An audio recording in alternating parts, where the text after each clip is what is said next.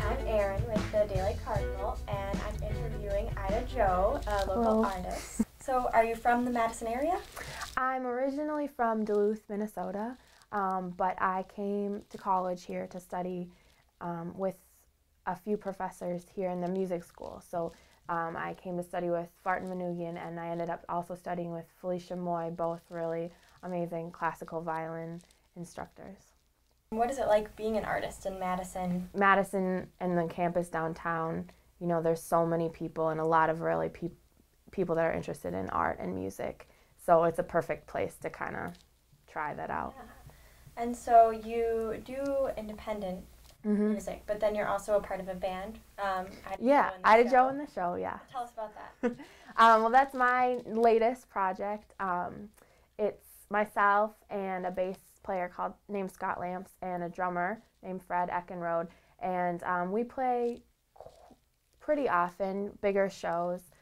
We have a show coming up on December 15th at High Noon Saloon. So that should be really, really fun. How would you describe your musical sound or like your inspiration for music?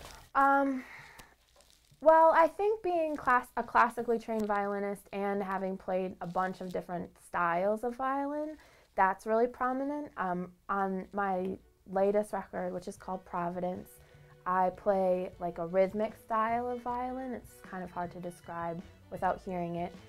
But the bass player has a lot of jazz training, so that kind of comes through. And the drummer has kind of a lot of rock influence, so that comes through as well.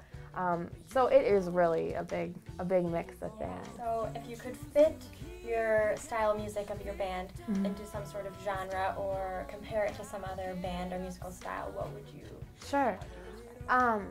Well, it's been called pop music, I guess, which pop music today means like generally more dance, but basically I think it's just like song-based music, like pop music.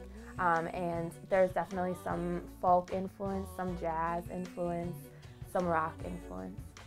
So when looking at your CD, is there a song that is most popular or that is your personal favorite? Sure, yeah, there's a lot of different songs that obviously have a lot of meaning to me, but I think everyone's favorite seems to be the first track, which is called Colors, and there's kind of like a flashy little violin thing in it, which everyone seems to love the flashy stuff.